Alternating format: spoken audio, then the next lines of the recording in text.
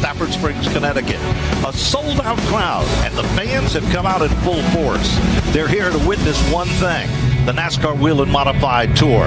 As John McKennedy has been a big surprise, a big underdog, but not really, in 2020. And Doug Colby, the six-time champion, well, he's smiling now, but will he be smiling at the end of the day?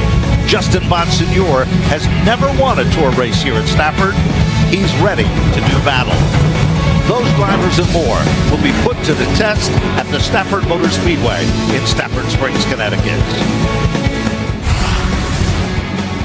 The setting is here under perfect conditions here at the Stafford Motor Speedway, and the NASCAR Whelen Modified Tour has come here only once. I'm Ben Dodge along with Matt Buckler, and we're ready to commence with the start of this afternoon's program. Matt, we've seen some surprises early here this afternoon, and one of the big surprises is the man that starts in the front row. Eric Goodale getting the pole for the third time in his career. Not many people expected him to wind up there, but he is there, has some confidence when it comes to Stafford, and we'll be keeping an eye on that number 58. And the guy next door also has some great credentials. And as we look out here from Broadcast Central, you can actually see the entire field of cars. You know, there's nothing like the NASCAR Whelen Modified Tour, the oldest and fastest division in NASCAR, and it's obvious, Matt, when we look out here why. The fans love it. We have a capacity crowd.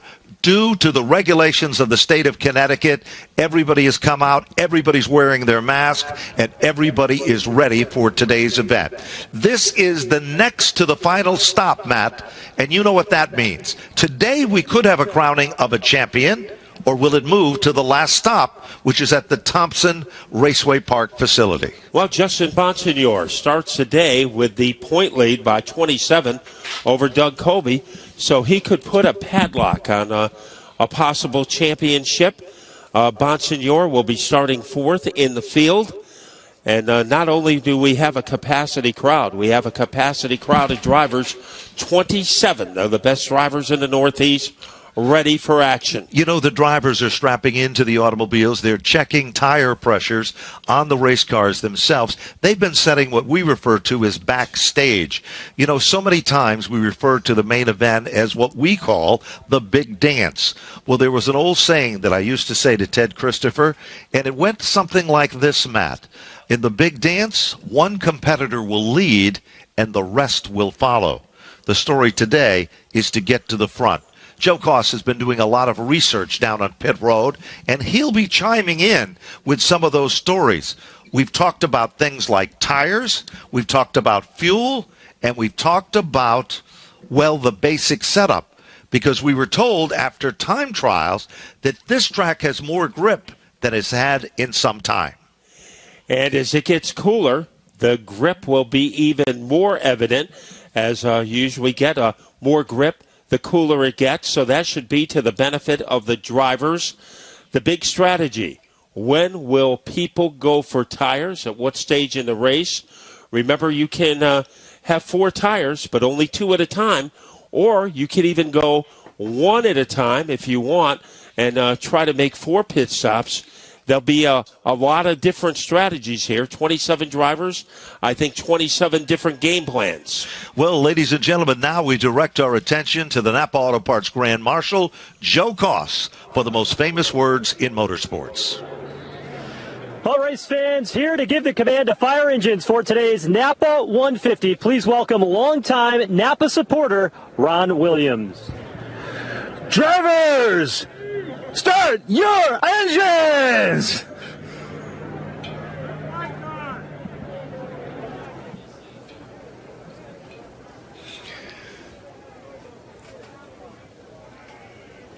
Well, apparently a little bit of a miscue there as the famous words in motorsports was given a little bit too quickly, but that's okay because it gives you, the race fans, the opportunity to take a good look at these cars. And when these motors do fire up, and you're starting to hear them now, Matt, you're going to hear and feel the ground shake beneath your feet. That's what the Whelen Modified Tour is all about. There's no question, and I think our Grand Marshal, Ron Williams, he's a little excited because he'll be rooting for the driver at car number 50. His son will be starting deep in the field, so it'll be very interesting to see the game plan for Ronnie Williams. I think he'll be very cautious in the beginning, and then he'll be like a firecracker in the second half of the race. You know, earlier today we had the opportunity to talk with the man that sits on the pole, Eric Goodale, who picked up $1,000 for that accomplishment. Yeah, the car was pretty good in practice, and just was trying not to mess up there in time trials. Ran a conservative first lap, and it stuck on the second lap. So, kudos to my crew chief Jason, hit it just right, and hopefully we can keep it up front for 150 tonight. Good pit strategy, and don't mess up on restarts. I've been messing up some restarts lately, so we're going to try to keep it at one piece on the restarts, and hopefully our pit strategy plays out to the end, to the good. Well, there you have it. $1,000, and there is the car pulling from the starting grid, the Goodale number 58 machine. You know, it seems like it was yesterday when there was a race called the Battle of the Beach, and Eric Goodale kind of became a household name in that event. It was a real thriller. It was a race that saw Mike Stefanik. Well, he kind of became a household word for a whole different story, Matt. Yeah, especially if you watch The Tonight Show with Jay Leno. Mike Stefanik was famous all over the country, but the winner of that race, Steve Park, while Eric Goodale didn't win it, I think he was the guy who put on a show. Sure was, and of course all the crew members, you see them literally on pit road ready to be assembled. Our third member of our broadcast team here at the Stafford Motor Speedway for this afternoon's event is the voice of New Hampshire International Speedway. You've also heard him on many of the NBCSN presentations, Mr. Joe Koss. Joe, what is the vibe down on pit road? Well, the vibe is this. The last two races we've run here at Stafford Motor Speedway, we've seen first-time winners in this fall event. In 2018, it was not Justin Bonsignore, but Kyle Bonsignore. Last season, it was Craig Lutz. This year, a driver who has not yet won at this racetrack is aiming to do that, and that's in Justin Bonsignore. He's got 29 victories in the Whelen Modified Tour, but has not yet conquered this racetrack. It was a few years ago where he left with the Whelen Modified Tour crown, but today his focus is to be able to get that number 51 up front and knock one of the most prestigious racetracks on the circuit off his bucket list, and that's a win in the Napa 150 at Stafford Speedway. It certainly is a win, and of course that's what he's looking for. The only other problem is there are 26 other individuals that have the exact same thing in mind. From the starter stand, they look the field over. Bob Slade is there along with Houlihan as they look the field over, and it looks like they're giving them the 2-lap marker. And that means in less than 2 circuits, we're going to be asking you, the race fans, to get up out of your seats and make some noise and let them know that you care. As they head by down the front straightaway, Matt, down into turn number 2. Lights are on from Whelen Engineering, the first name in light, sirens, and safety services used throughout the world. As they head down into turn number 3, it is time for us to go back as we're on live television now for NBCSN. And Matt Buckler, let's get to tell them right what's happening in the front row. It is Eric Goodale. He will be starting on the pole. In his hip pocket will be Ron Selk starting to the outside of him. And 2 of the best. That is Doug Colby and Justin Bonsignore. Ladies and gentlemen, get up out of your seats. Give them an "Ah" salute. The fans are loving it with masks on and hats in the air. It is our salute to say thank you to the men and women of the NASCAR Whelen Modified Tour. Back to the starting lineup, 3 rows back, Anthony Nacella and John McKennedy. In the 4th row, it'll be Chase Dowling and Max McLaughlin. Then it will be Dave Sapienza who will be starting in the next position in the number 9 spot. And next door to him, a man who 1 year ago captured his first win, Craig Lutz. In the next row, Rob Summers on the inside, Sammy Ramo in the 06 on the outside. The field is set. Ladies and gentlemen, the intensity is about to begin. This is what racing in the northeast of the country is all about. This is the NASCAR Whelen Modified Tour, unleashed for the Napa Auto Parts 150 down to the bottom of turn number 1. Ronnie Silk got off to a lightning bolt start. He grabs the upper hand, and following to the front is Bonsignor in car number 51. It quickly appears that the outside lane looks racy. Meanwhile, Goodale slips back on the inside. Back to the stripe they come. It is car number 85 for Silk, the leader of the pack. Further back in the competition, things are starting to settle in. Here comes John McKennedy, red, white, and blue car. Car number 7, your third place car. And it doesn't take long for it to be single file activity, except when you get to Max McLaughlin. He has his hands full holding off Greg Lutz, and he can't do it. Lutz takes over the position. Meanwhile, it looks like the meat and the sandwich there as things are starting to get stacked up. That is at the bottom of the top 10. Meanwhile, Max McLaughlin, son of a legend, Mike McLaughlin, that raced here at Stafford, now to the inside of him. We've got another good battle shaping up there. And let's look at the fight for third. Dropping back is Eric Goodale. So he has dropped back to fourth, and he is in danger of losing another position. Here comes here's Lutz. Colby around him. Lutz and Colby become the dynamic duo running high wide to the outside of the racetrack. Justin Bonsignor settling in. Goodale seems to be slip sliding further back in the field. Back up front, who tested the waters there? Justin Bonsignor. He took a shot at our leader, Ronnie Silk, but came up empty. There is a double file battle brewing between Goodale and Colby, and Colby just has too much power on the outside. Colby running very strong. That's the Bill Moran race car. Remember, during the offseason, Colby didn't even think he was going to run this year. Meanwhile, here comes Dave Sapienza in a car that has the wildest color on it, but it changes literally. It looks like it's going to change for position there. Meanwhile, it is Max McLaughlin side by side with Sapienza, and now look at Fortin with car 34. And Fortin made a bold move. Sammy Ramo is trying to hang on, but the spot is gained by Chase Dowling in the 9 car. Dowling one notch ahead of Ramo. The field is starting just to settle in just a bit. Some heavy traffic up ahead. But with 7 laps up on the board, it is a dogfight battle, not for just the front. We've got to spin. It is car number 25 that goes spinning like a top, and that is the Calvin Carroll machine out of Newton, New Jersey. Minor spin, first time. The caution comes out with 8 laps into the record books. We go down to pit road to Joe Koss. Joe, it's too early for the pit stops, but has there been any talk of roughly when that window of opportunity for pitting is appreciated and looked for?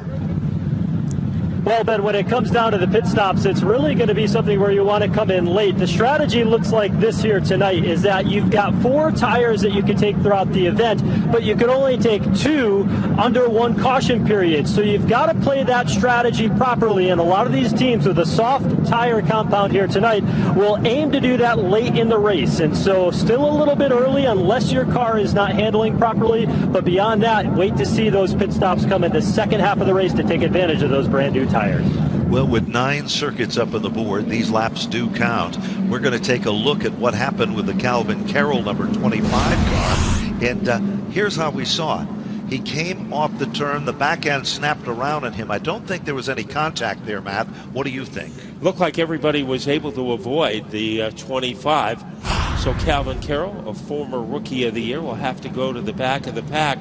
Now, normally you can tell who is unhappy with their cars if they go and make a pit stop. But the green flag came out, the pits were open, and there have been no takers yet, except for the 64 of Rob Summers, who is on pit road.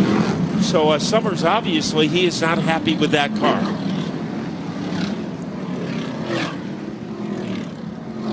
Okay, down on pit road, he's car number 64. Joe Koss has been checking in with the Max McLaughlin team. Well, Max McLaughlin, certainly a very familiar name. The McLaughlin name here in the Northeast. Mike McLaughlin, his dad, here for the very first time at Stafford Speedway in 28 years. Won the fall final back in 1987. And the driver who finished second that day was Jimmy Spencer. He was a 16-time Whelen Modified Tour champ. But today, Max making his debut in the Whelen Modified Tour and his first look at the Stafford Motor Speedway here today. And he's running in the top 10 in the early stages. number 77 is one of the cars to watch. Off turn number 4, the green is back out, and it's Ronnie Silk with a slight advantage as he brings him down to the bottom of turn number 1. While Silk is in command, look at Bonsignor digging hard on the bottom. They're 3 wide almost, Matt, as they come back to the stripe. And Silk is able to survive it, so there was some company up at the front. Now he is being challenged as that is Bonsignor as he tried to boogie into the lead, and now he has to drop back. There is trouble for Carroll, but some fierce action up at the front. 3 drivers battling for the lead. Craig Lutz is involved in car number 46. You know, a year ago, Craig Lutz said he loved this racetrack and couldn't believe how he adjusted to it so quickly. It looks like that adjustment is still with him because he is currently setting in the 3rd spot. Up to position number 4 is John McKennedy, car number 7 New York, the Tommy Baldwin-owned race car. And then directly behind him is Goodale, setting currently in the 5th position. In the 6th spot, it is currently Doug Colby. Chase Dowling sets in 7th. Max McLaughlin running in the 8th position. Things are getting interesting up at the front. You wonder when Bonsignor is going to take a shot, as a lot of frantic action. The winner of that battle was Fortin, as now Colby is starting to make a move in car number 10. A very patriotic looking car for Doug Colby. The strip remains at the same at the front of the field between Silk and Bonsignor. Keep your eyes on the situation with John McKennedy. He's back there in that red, white, blue number 7 car, and he is being pressured heavily. Now all of a sudden car number 7 has moved in. There they are, closer than most people park, aimed right at us down the front straightaway, and it's the ultra machine of John McKennedy to move into position number 3. Another side-by-side battle going on. A little further back, it is between the 10 of Doug Colby and the number 9 car. Back up front, Matt, what have we got here? More slicing and dicing, and I think Lutz is going to get even with John McKennedy. He tried, but he came up dry. We'll see if he makes another attempt at that. The driver from Miller Place, New York, and right behind him is Eric Goodale in car number 58. Goodale started on the pole, dropped back a few spaces, and now he is content to hang out in the top 5. You know, it's not where you start, it's where you end up. And another car that's starting to come to life is car number 9. That's the S&S Paving TAS Country Homes car for Chase Dowling. Now Doug Colby tucks the chrome horn to the back bumper of the start-finish machine, and right there, here comes Max McLaughlin. Off turn number 4, 3 cars, Matt, and it looks like nobody is able to shake anybody off there. And it is McLaughlin able to make a move in car number 77. Colby, he is trying to stampede his way, getting close to Lutz and Goodale, but right now he is mired in 7th place. We look now at 21 laps up in this 150-lap Napa Auto Parts event. Ronnie Silk is your leader. Justin Bonsignor is 2nd. John McKennedy is 3rd. Craig Lutz in the 4th spot. Eric Goodale is 5. Chase Dowling in position number 6.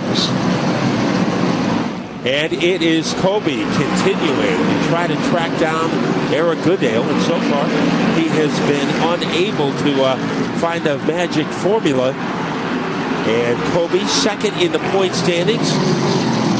You know, right now, Matt, it appears that that battle that is shaping up is for the 5th, 6th, 7th, and 8th position. And it is currently Doug Colby, the Mayhew Tools sponsored race car. And here comes Max McLaughlin.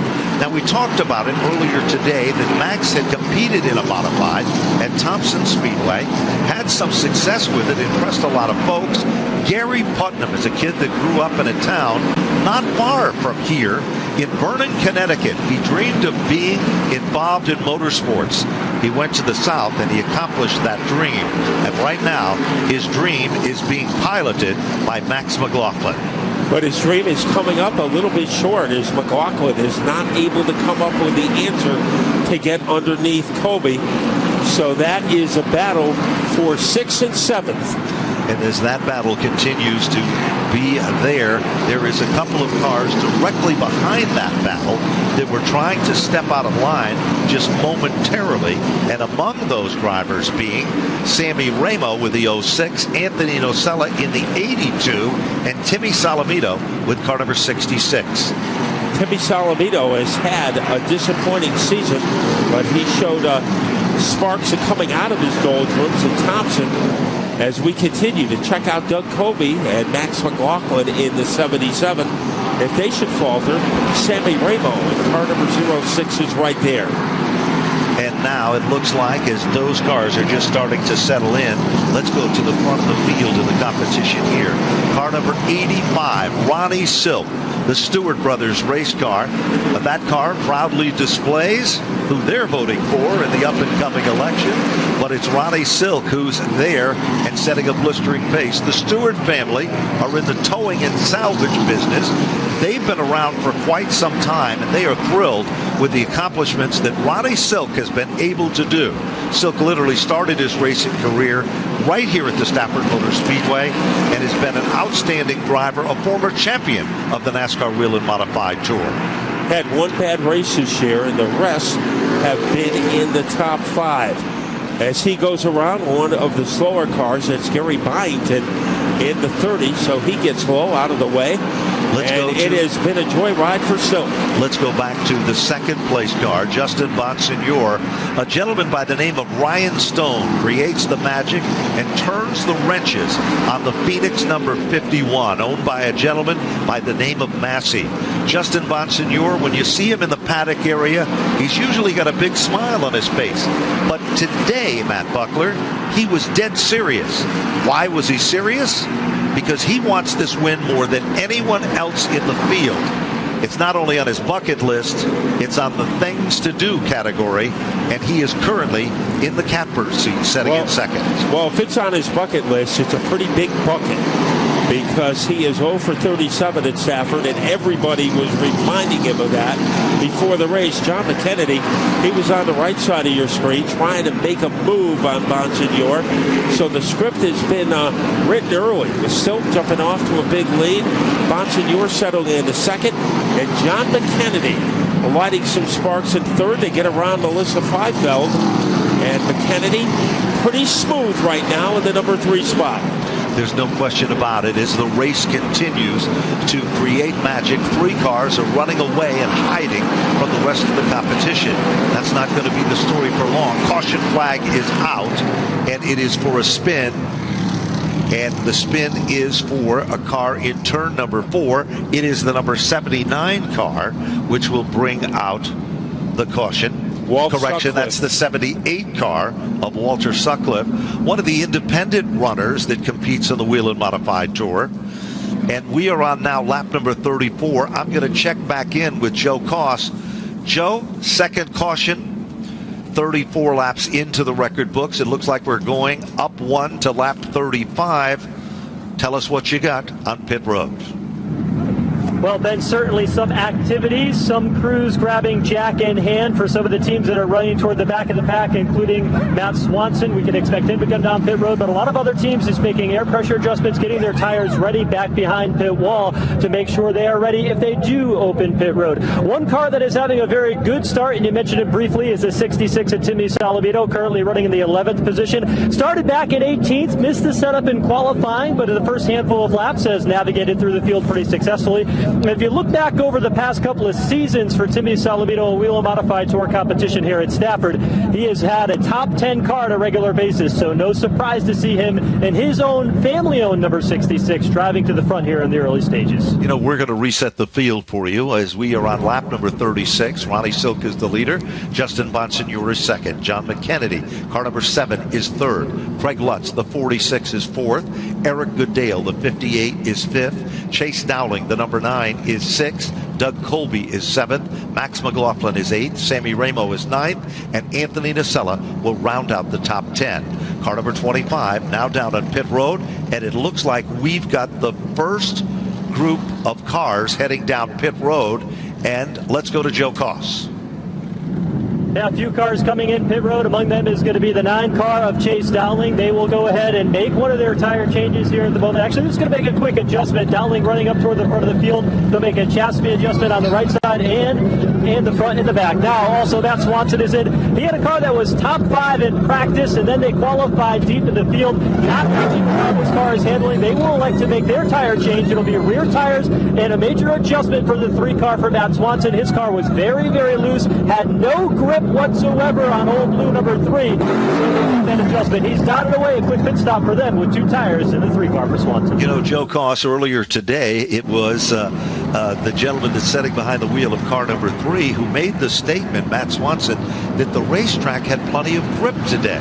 See how quickly it all can change as the sun is starting to peek behind the clouds here at the Stafford Motor Speedway. Matt Buckler from the starter stand. I've just seen that it looks like we're going to go back to green flag racing in less than 1. We saw different strategies on that pit stop.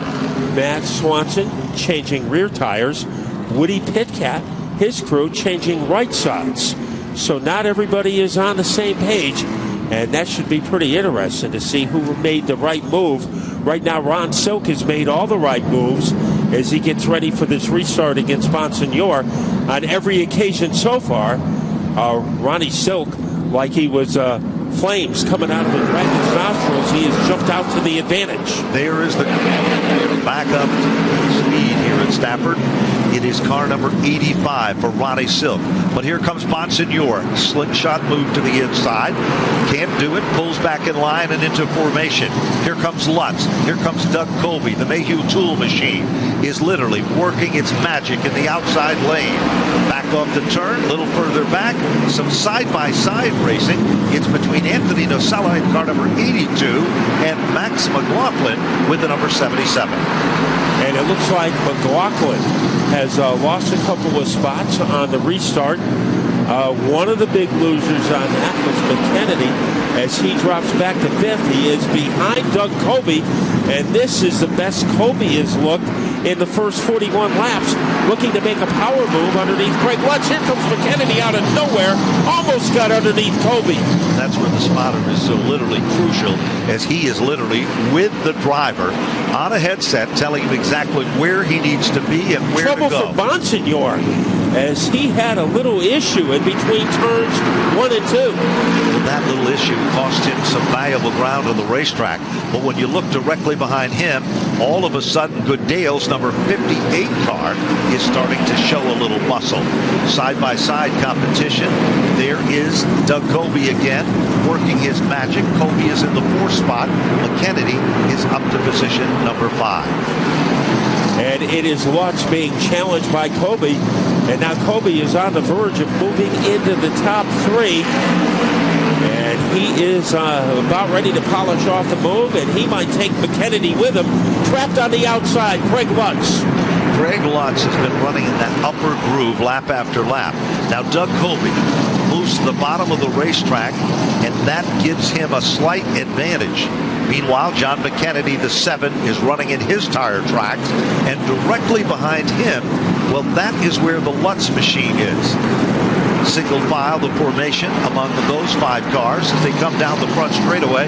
It almost looks like a conga line as they work their magic and try to stay in contention to try to pick up the spots. 46 now complete. Ronnie Silk has been the big dog in the Stewart's Automotive machine at the front of the field. Looks like John McKennedy is sizing up Colby, possibly thinking of going underneath him. Now McLaughlin has his hands full, holding off Eric Goodale in the 58. So Goodale started to perk things up, but now has dropped in behind McLaughlin. And Goodale in 7th place, making a move underneath the 77. He makes a move, thinks twice of it, pulls back in the line. Goodale tested the waters, and right there we haven't even talked about the 50, and that is the number 50 machine, and of course a very familiar person here at the Stafford Motor Speedway, and he is Ronnie Williams. Williams now has moved in and closed up the gap very, very impressively. He is in the top 8, so Ronnie Williams started back in 22nd, Matt, and he's worked his way up to the top 8. Trouble now, we've got another spin. This time, it is the Muchacharo machine, the Logan Steel, number 47 car. So the third caution of the event comes out 49 laps into this Napa Auto Parts 150. And we can see a little bit of damage done to the back end of that race car. As let's see what's going to happen. As you enter turn number 3, there is literally a NASCAR Whelen Modified Tour official with a red flag with a yellow X on it. That simply means that pit road is closed at this time. When he brings out the green flag, that means they'll be opening up pit road. And that is the legendary Dick Brooks, who in his day, he used more flags than you can imagine from the starter's stand. As he's poised there, and it'll be his command, and his command only, that'll open up pit road. They're checking up the racing surface. We'll go back down on pit road to Joe Koss.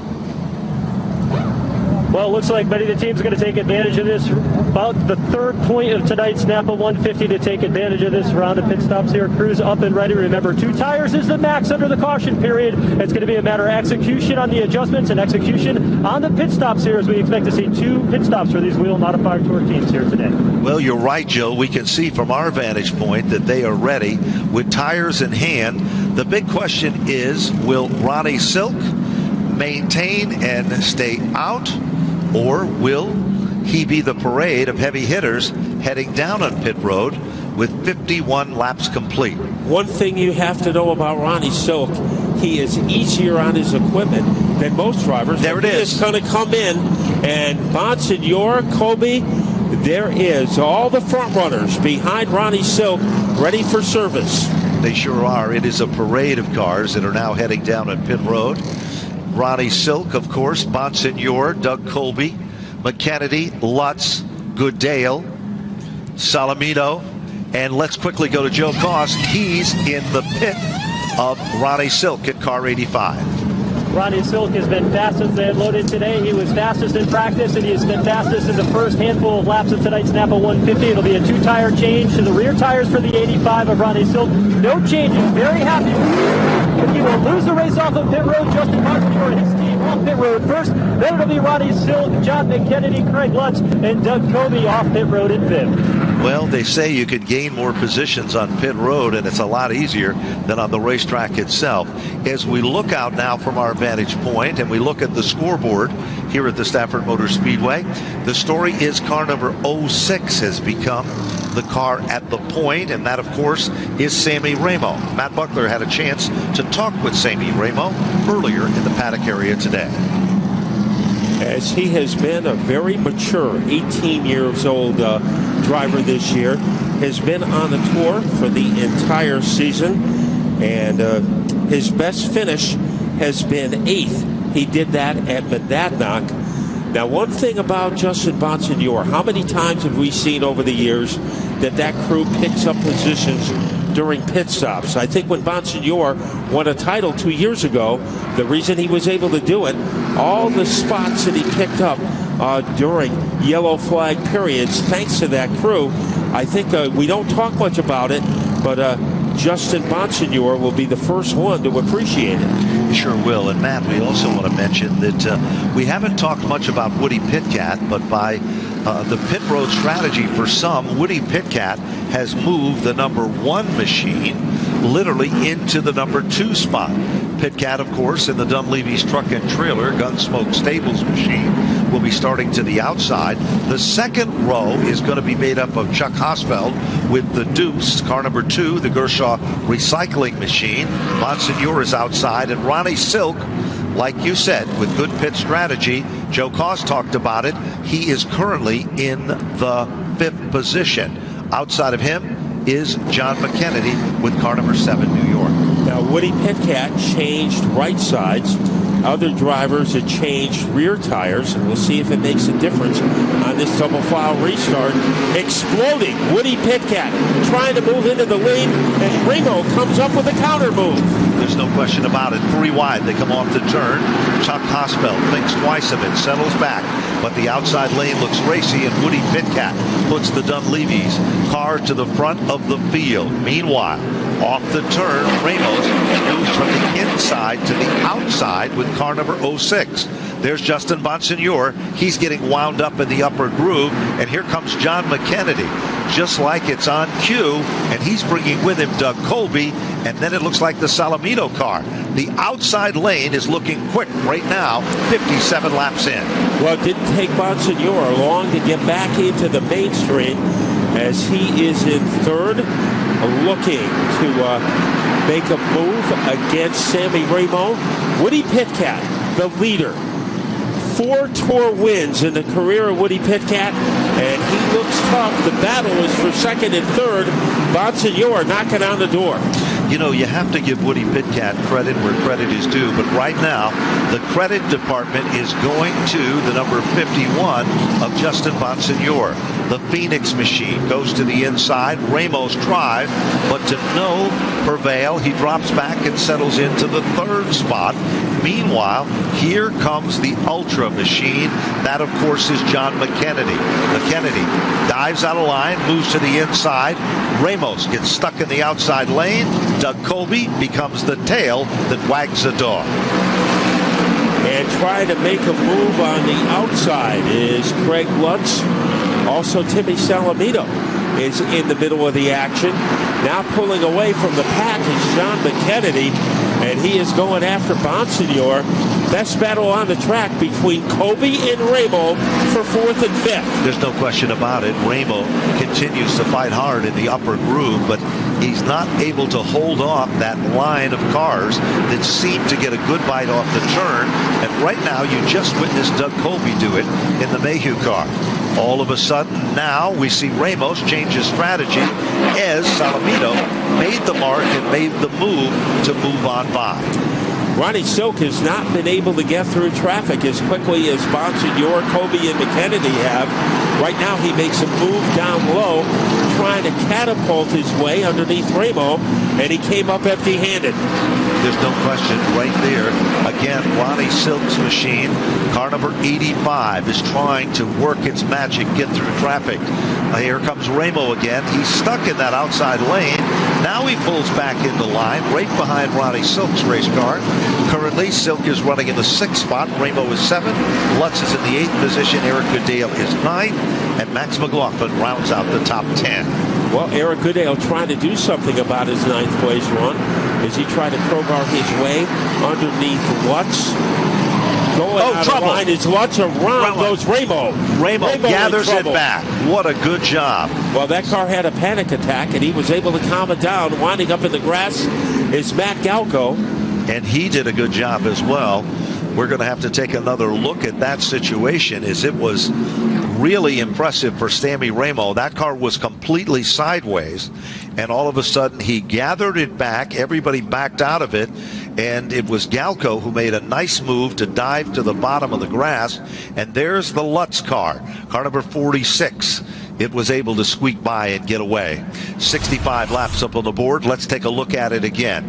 Here is Ramos, car number 06 to the outside. Tried to come down. Lutz tried to go up. What a job that Lutz did. Kept his foot right in it. Ramos just swung it back into line. Here's another look at it. And there you see, Lutz makes contact with the Ramos machine. Sets off a ripple effect. Dave Sapienza became a victim of circumstances, and the right front got hit there. Sapienza makes pretty good contact with Lutz. As we take another look at it, there's a contact between Ramo and Lutz, and Sapienza comes in late and clobbers the number 46, and Galco was able to avoid the mayhem by going into the lawn. And there is Lutz and car number 46. Is also down at pit road.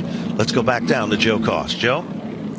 Well, a quick update on the race leader, Woody Pitkat. We've been talking a lot about the tire strategy. Well, their strategy was simple. They came in early to get the track position. They changed only one tire under that early pit stop around lap 34. They took advantage of that, made a quick adjustment, and got the 2-time Stafford Motor Speedway winner back out in front, and now in position to be able to control the race a little bit differently than they would have if they were deeper in the field, as Dave Sapienza and his team bring that car back behind the wall here in the infield, as they've got some work to do on that 36 being involved in this latest caution. victim of circumstances, Joe. There was no question.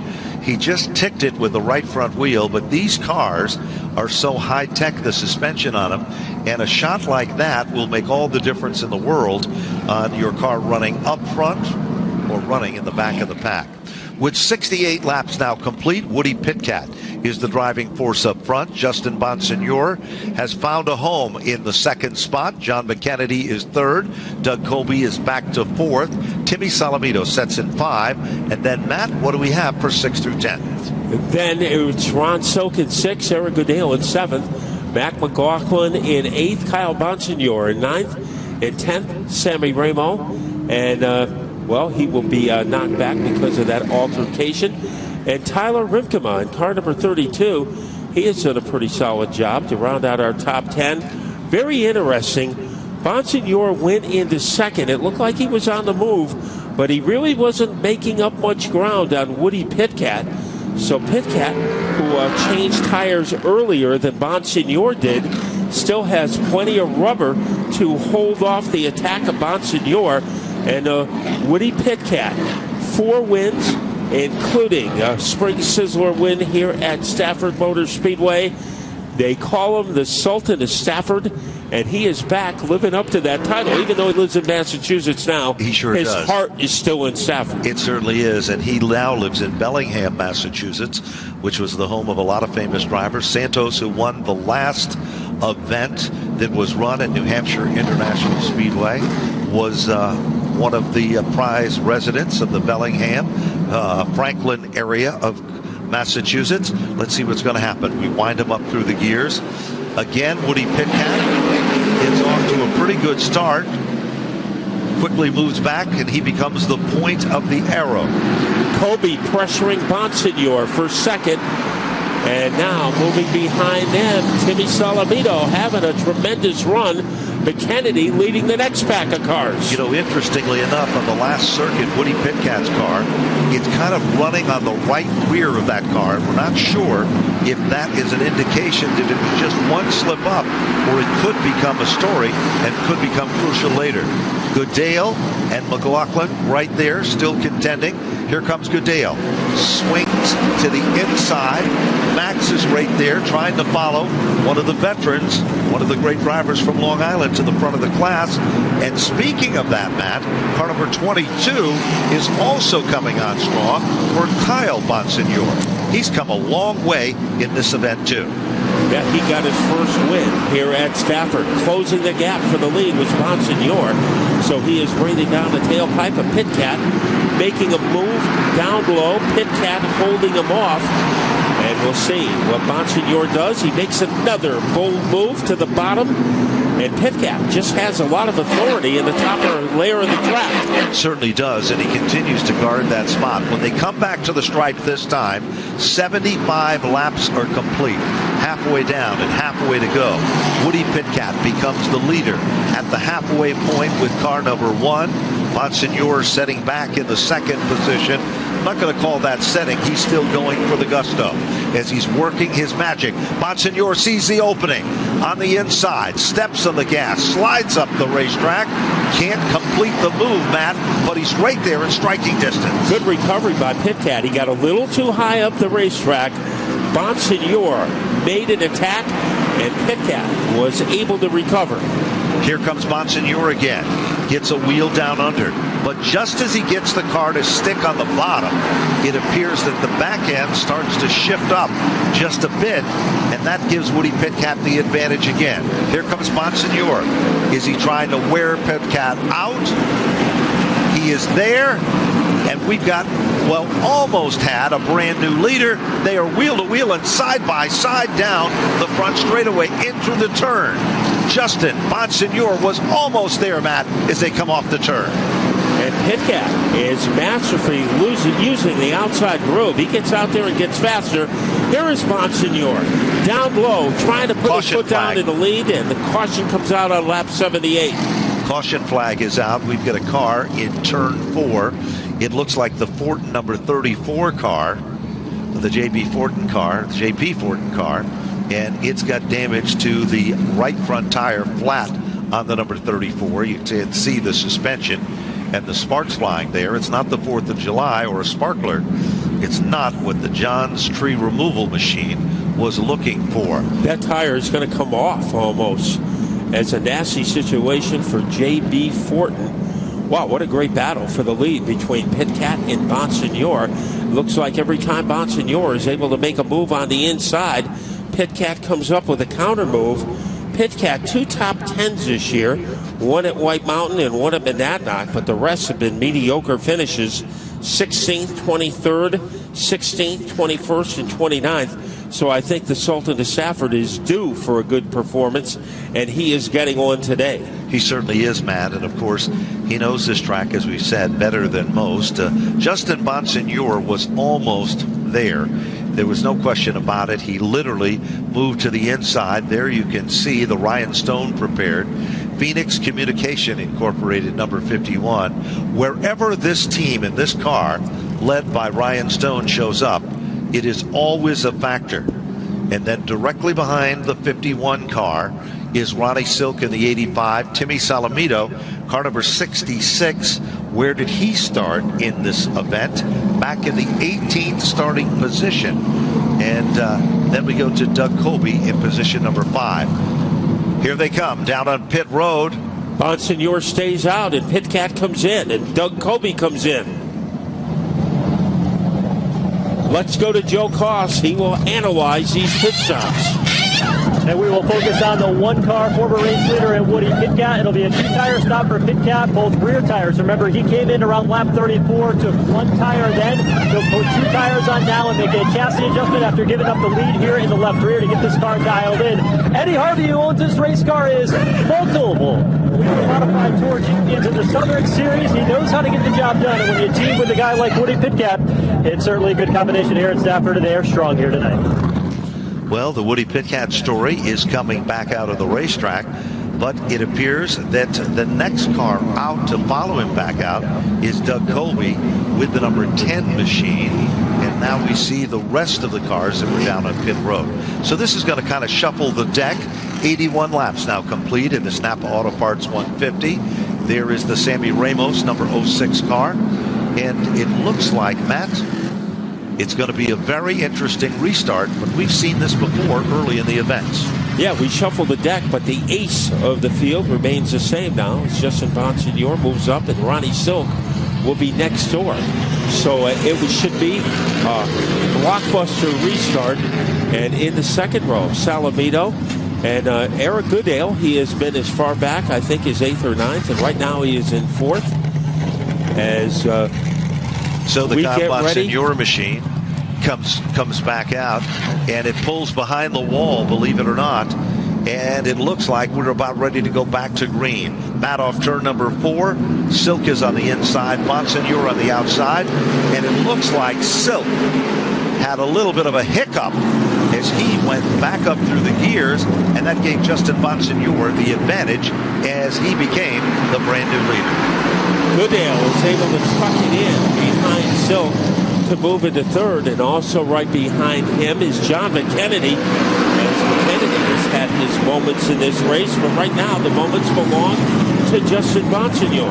There's no question about it. They run the top 4 cars, make it 5, run single file. Then they're doubled up. There is Ronnie Williams with car number 50, the Adam Scavora prepared race car. Well, there's Lutz. Trouble now. We've got another spin.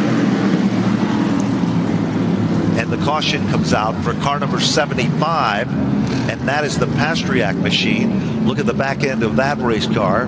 The damage done there. It hit with the back. We're going to see if we get a look at that situation. That's the Dolly's collision car. I can't tell you the last time that you've seen that particular race car with any damage done to it, Matt. And it looks nasty in car number 75. As Pastriak last year at the final race of the year at Stafford, he started on the pole, was not as fortunate this time around. And our crew is cleaning up the mess in turn number 3. You know, we'll go quickly back down to Joe Koss. Joe, you had a story before we went back to green concerning Bonsignor.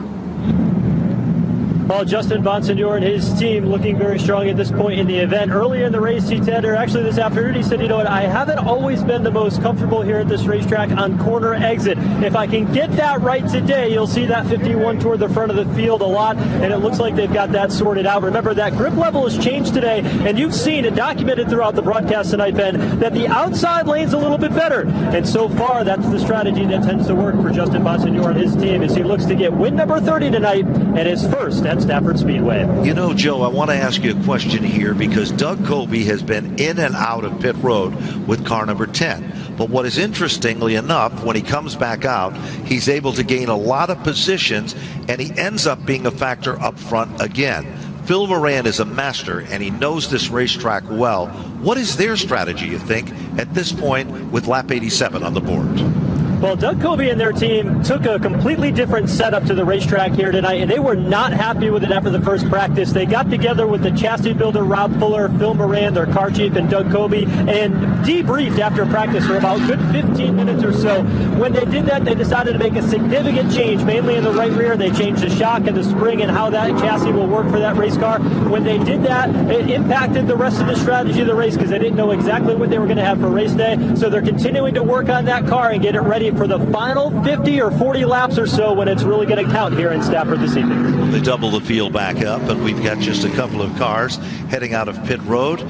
Now lap number 88 is shining across the board. Justin Bonsignor is the leader of the event. Ronnie Silk, Timmy Salamito might be considered a surprise in this one today. He's been really turning some heads, and he is long overdue for having some success here at Stafford. He's had some great runs. Remember when he drove the Flamingo Motorsports number 16 as Eric Sanderson decided that he would, well, retire from the sport. And Bonsignor doesn't retire as he is able to blister his way back into the lead. Keep an eye on Salamito, the white number 66, trying to get around Ron Silk. Silk putting up some opposition, but some firepower on the outside for Salamito. There's no question about it. Salamito works his magic in the upper groove with that white number 66. Silk is on the bottom. Rip Kima, we haven't talked a lot about him, but he has been there with the front pack of cars for quite some time. He runs on the ROC circuit previous to coming to the Whelen Modified Tour. Max McLaughlin still not giving up an inch by any stretch of the imagination here. And now stuck on the outside, Rivkema. And right behind him, trying to move into the top 10, Matt Galco. So he is in 7th place. And Matt Galco, very quiet in the first 1/3 of this race, but he's making some noise right now.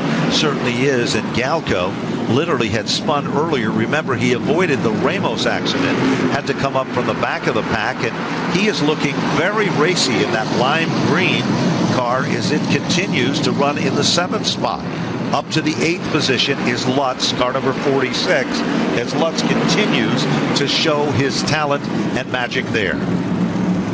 And the drum major of the parade continues to be Justin Bonsignor, but Ron Silk within striking distance, car number 85, Salamito. Maybe some people are surprised, but he had plenty of confidence coming into today.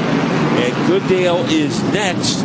And one of the feel-good stories of the race, the prowess of Matt Galco as he is moving in, and he will try to pick off Rivkema for the number 6 spot. Meanwhile, Chuck Hosfeld with the Deuce car kicked up some dust as he tries to pull back in the line. Literally, Greg Lutz is all over the back bumper of the Galco machine, and then it's Ronnie Williams with car number 50 currently setting directly behind him. Good action where you look in that pack of cars. Robbie Summers, who had a tough start in this one. Summers is back up to the top 10. Hosfeld is setting in the 11th spot. And Woody Pitcat, where did he drop back to? He's 13th, but marching forward. And Ronnie Williams is trying to get by Galco. Now he drops back, and the spot is taken over by Rob Summers. So the Rocket is on his way, and following him is the 2 of Chuck Hosfeld. And Ronnie Williams continues to apply the pressure there with that blue and black number 50 car. Williams, favorite here at Stafford. But Bucciaro, after bringing out a yellow, is climbed into the top 12. Meanwhile, keep your eyes on the pressure that is being applied by Ronnie Silk with the Stewart's Automotive Machine.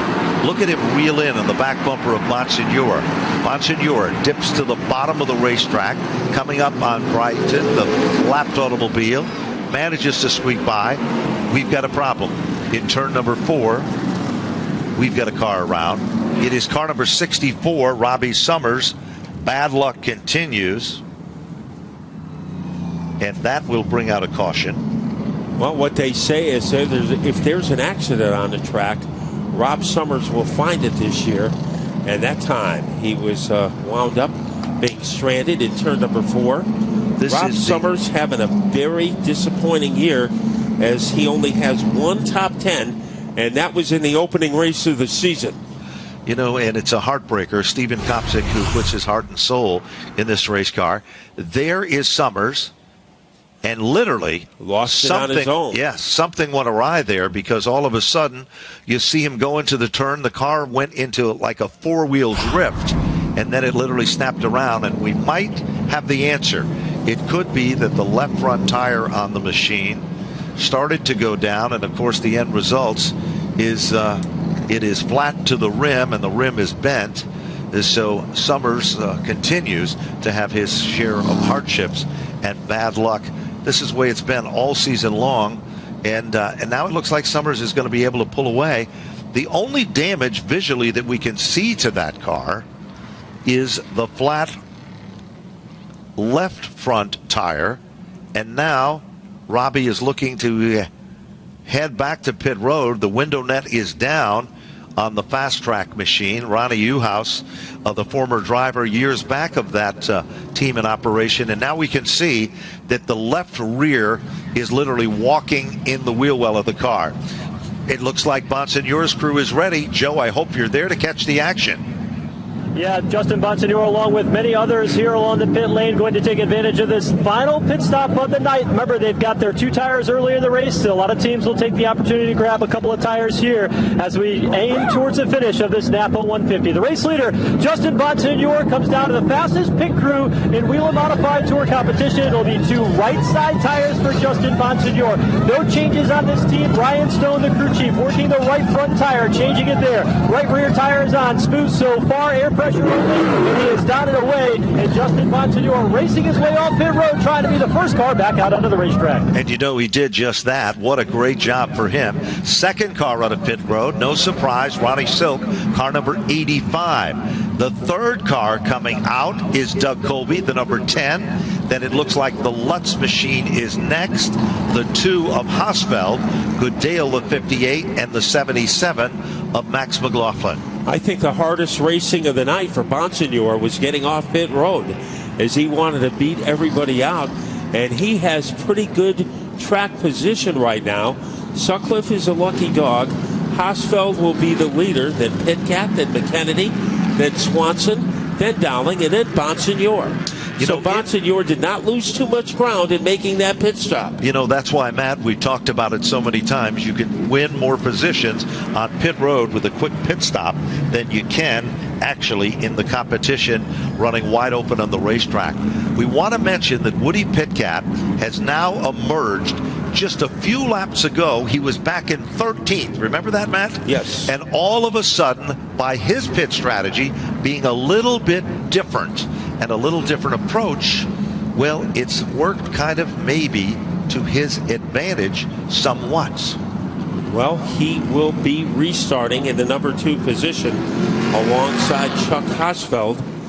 The outside, as Joe pointed out earlier today, the outside groove seems to be the quickest way around.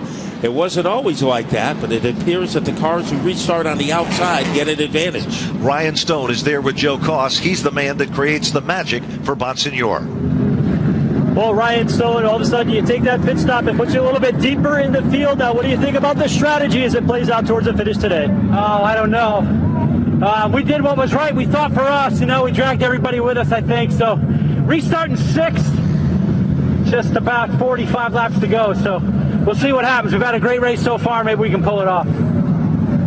Here we go, back up through the gears. Chuck Hosfeld on the inside. The tail that wags the dog behind him becomes John McKennedy. Here comes Matt Swanson up the hill. Down low is Chase Dowling, 5 cars under a blanket. They look like a gaggle of geese headed north and now headed south. Off the turn, here comes Chase Dowling, working his lane to the inside of the S&S paving car. Pitcat getting a good jump off the corner, trying to clear Hausfeld. And it is Hausfeld. He is sitting on his lap as they go into the corner. Pitcat looking for an energy charge. As they come off the turn. Dowling forcing the issue with car number 9. Chase Dowling puts the S&S paving TAS Country Homes car into the second spot. Hausfeld is right there behind him, but here comes the heavy hitters in hot pursuit. Back out front, Woody Pitcat, the leader. Here comes Dowling. He gets a nice run for it on the bottom. And Ron Silk is back in the picture in third as he gets past Hausfeld. Pitcat being pestered by Dowling on the inside. And Pitcat able to hold on by his toenails into the lead, leading Dowling by a molecule. It is Chase Dowling. Now they're 3 wide again. Here comes Ronnie Silk. The meat and the sandwich become Chase Dowling. He didn't like that situation. Off the turn. Back to the stripe they come. By molecules, maybe inches. It is Chase Dowling, the next leader in the conga line. But it's not done yet. Woody Pitcat is still there. So is it Ronnie Silk. 3 wide, a little further back in the field. And getting stuck backwards with Goodale. So he drops a couple of positions. Meanwhile, it's still hectic up at the front.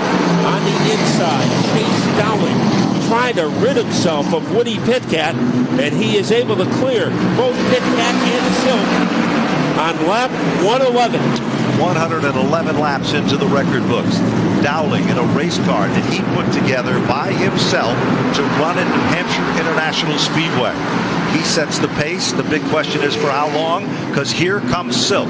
Remember, Silk's got the pressure of the rubber, and he is now running in the tire tracks of Chase Dowling in the S&S paving. We've got a spin. It is Byington to the bottom of the racetrack, and that's going to bring out a caution. Lap number 112. And the big plot development in that green flag series, Justin Bonsignor dropped a couple of spots from 6th to 8th. And Gary Byington, the oldest driver in the field at 62 years old, wound up in the Tundra. So car number 30, the Sunoco-sponsored race car, up at the front. It is Chase Dowling with Ronnie Silk next door. And Bonsignor was trying to break his Stafford dry spell. He actually lost a couple of positions. So here we go, 113 laps of 150 in this Napa Auto Parts special event. Joe Koss, strategy for some has changed, but interestingly enough, even though Chase Dowling is the leader in the S&S Paving TS Country Homes car, it is Ronnie Silk who has the fresher tires, who's currently setting in second. Will that be a factor from where you are on pit road? Let's go down to Joe Koss at car number 9. Up front in the form of Chase Dowling. The man down on pit road calling the shots is Tommy Lee. This is only his second race as a crew chief in the Whelen Modified Tour. Longtime car chief, has worked on many modifieds over the years, but has worked mainly on the modified side of it. He's worked on the marketing side of it. And this, as you see here, Tommy Lee on the screen now is a guy that's calling his shots. They ran strong at New Hampshire. They came out of there and said, let's go to Stafford. Let's see what Chase Dowling can do at his home track. And right now, with the strategy that they played early on in the race, they've got the number 9 machine out in front. And Tommy Lee and this team, in only their second race together, trying to be in position to win the Napa 150 tonight. 115 now quickly is up on the board, and Tommy Lee has done a masterful job of trying to keep this all together. Chase Dowling was the mastermind behind it. His dad, Mark Dowling, all of his father's friends from the old days came out in full force to be a part of this situation, and it was done in less than 3 weeks. There was nothing there to begin with, and then all of a sudden there was this car, car number 9.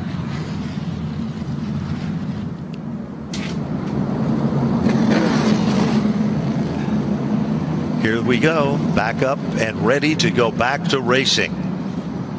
Dowling on the inside. Ronnie Silk on the outside. They come off the turn. Chase Dowling tries to guard the bottom groove. Ronnie Silk up on the wheel in the outside lane as they work their magic back to the line. Trouble now. Goodale goes spinning like a top. Eric Goodale's number 58 might have gotten tagged. Galco's machine was involved in the mix-up.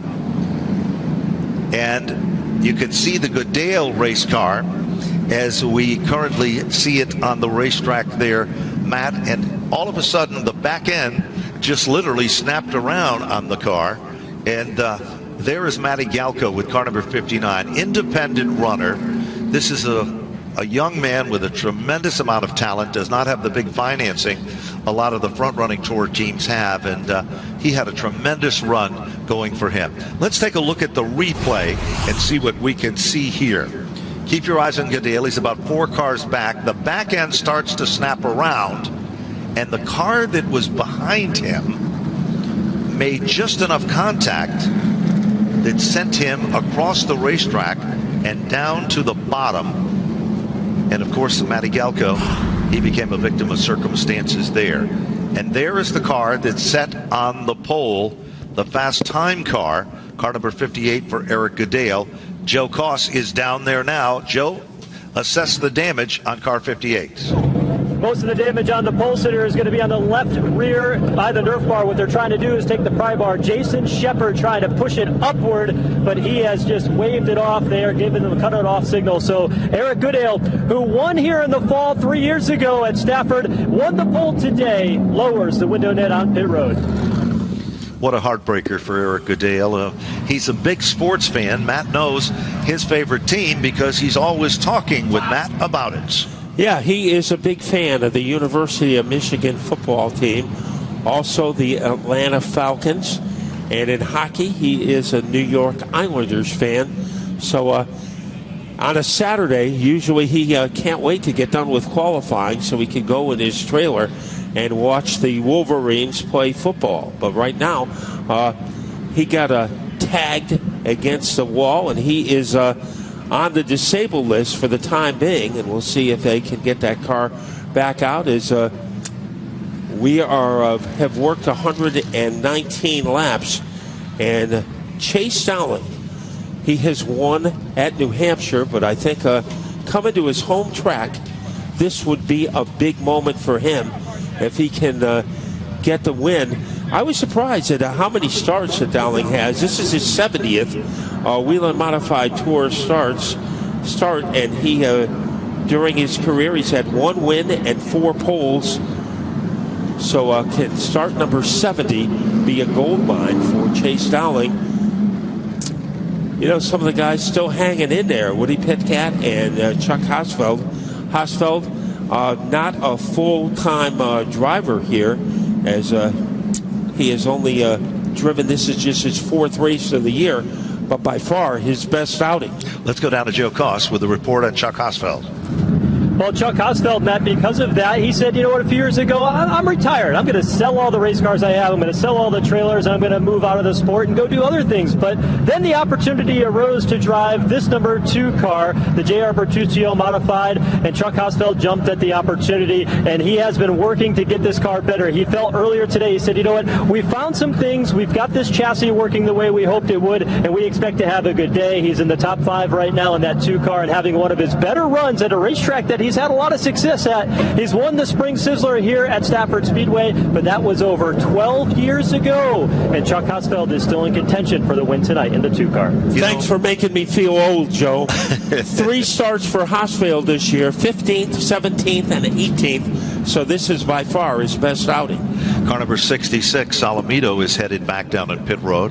That was a very quick race car early in the competition as it is being worked on. It looks like a right front tire change there as well. We are on lap number 121 now as these cautions are counting in this 150 lap event presented by the good folks from Napa Auto Parts, where Napa know-how is more than a phrase, it's a way of life.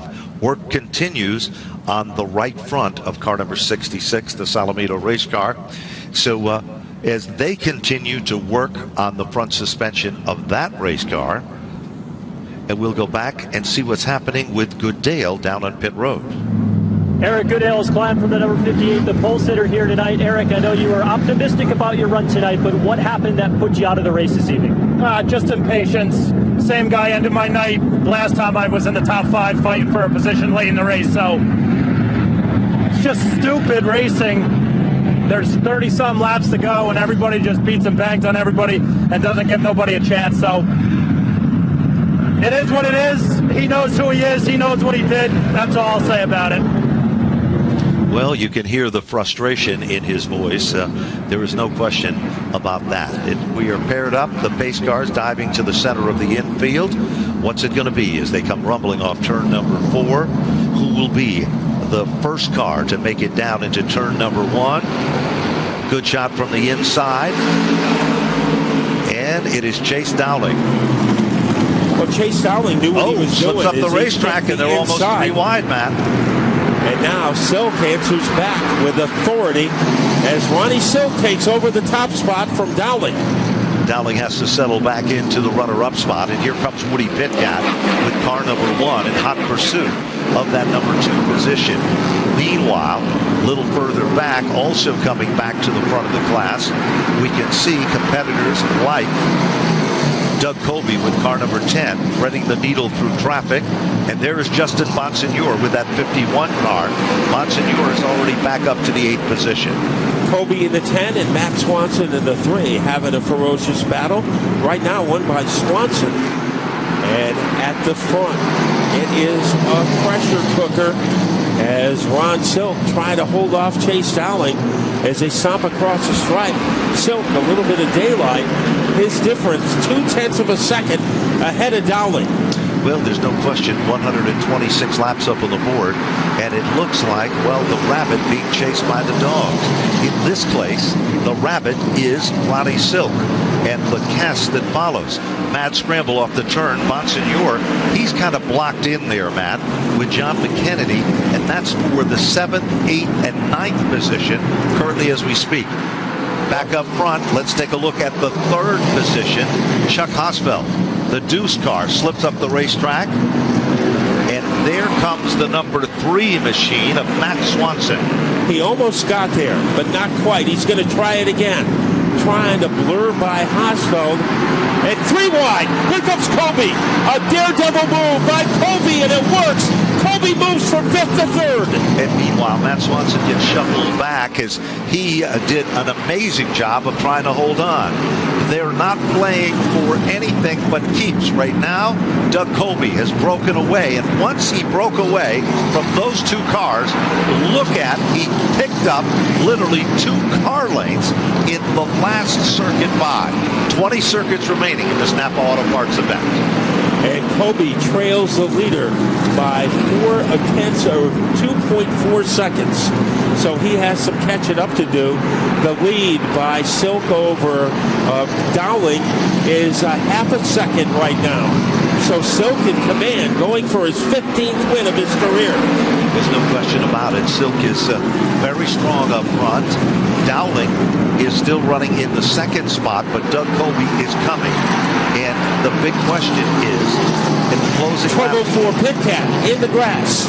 Woody Pitkat's machine goes down through the bottom, comes back out on the racetrack, and Woody Pitkat had some type of a situation occur there, but now he's back up to speed, but he lost several positions on the racetrack. And Ron Silk is able to fatten his lead at the expense of Chase Dowling as they come across the stripe this time. His lead is 0.7 of a second. And Ronnie Silk, the Stewart's Automotive machine, running at the front of the field. Doug Colby is coming. 133 shows up on the board.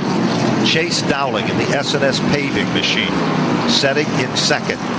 And there is that 3rd and 4th place battle between Doug Colby and Justin Bonsignor. Yeah, Bonsignor is coming on strongly too, as he is able to wipe out the deficit between he and Colby, as Bonsignor was in command, made a pit stop, and that car really hasn't been the same since that stop.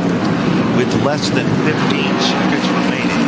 Leader is still literally gone in a zone of his own at the front of the field. The Stewart's Automotive machine for Ronnie Silk out in front. Chase Dowling holding on in that runner-up position with the number 9 car. And then Doug Colby, car number 10, is getting closer and closer as the clock is ticking. 14 circuits remaining. Doug Colby is coming, Matt. There's no question about that. He is 1.9 seconds behind the leader, Ron Silk, down to the final 13. A little further back in the field, Swanson is battling with Ronnie Williams with that number 50 car, and that's for the 8th position. Now pulling out of line just in front of them for the 7th and the 6th spot. Here comes John McKennedy with the number 7 car. A pretty impressive move that time by McKennedy as he is able to shotgun his way into the position up at the front. It is a life of leisure for Ron Silk. He now leads Dowling by more than a second. And Dowling is setting in the 2nd spot, but for how long? As now the laps continue to tick away. You know, right now, Ben, Dowling is closer to Colby than he is to Ron Silk. It certainly does seem that way, but Ronnie Silk is getting away, but Doug Colby is reeling in Chase Dowling. Closer and closer every time by. Remember, Dowling's car has more laps on the tires than the Doug Colby machine does. And the big story is, will Doug Colby, once he gets by, will he be able to close in and close up that gap on Ronnie Silk? 9 laps to go in this Napa Auto Parts special event. And the difference between Dowling and Colby is less than 0.2 of a second. And here comes Colby. Torpedo move underneath Dowling. Halfway there, 3/4 of the way there. And Colby is able to polish off the move, and he gets into 2nd. And meanwhile, Dowling tucks it back to his back bumper. Justin Bonsignor is there. Here comes Dowling again to make a bid for it. 8 laps remaining. And that's the battle currently. Here comes Justin Bonsignor all over the back bumper of Dowling. Can't do it this time, but there is 7 circuits to be able to get the job done. As Colby, he needs a yellow, perhaps, to get even with Silk, as he is running out of time. And a good move by Bonsignor. Max McLaughlin is running 5th, followed by McKennedy, but the fastest blip on the radar screen belongs to Ron Silk. Oh, here's a move. Here comes Justin Bonsignor. He dipped down, literally mowed the grass, and almost had Chase Dowling in that position. Gonna try it again.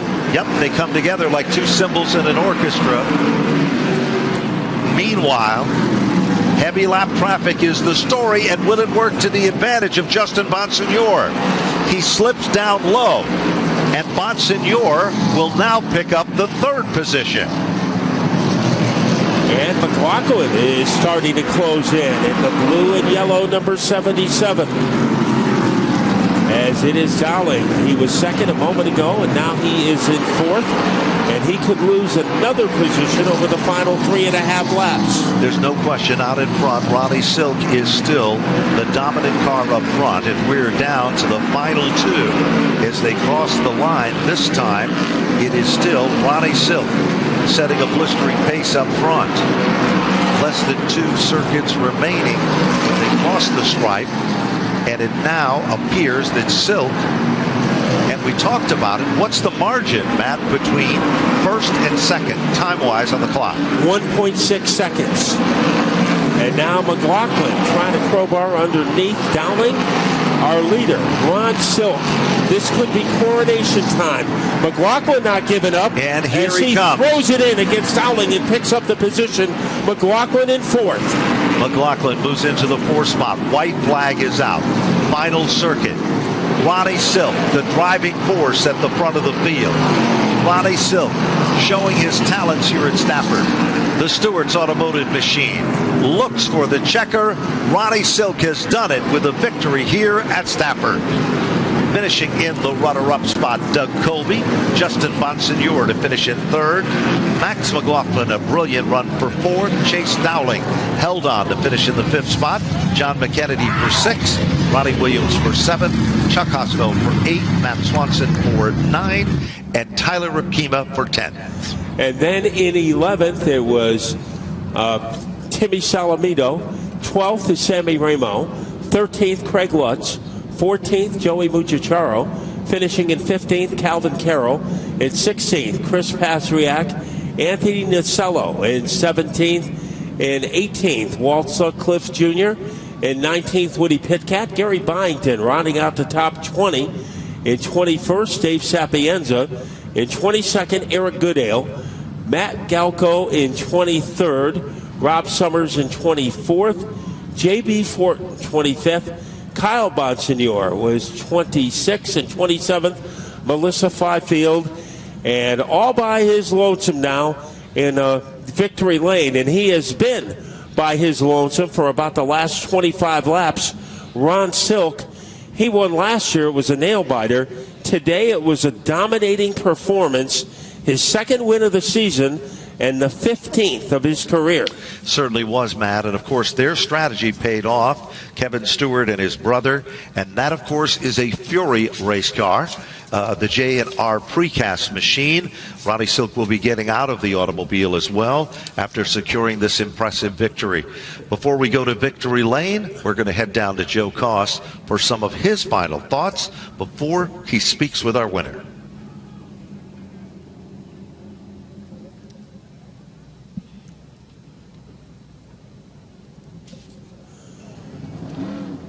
And what a great crowd in attendance here tonight at the Stafford Motor Speedway.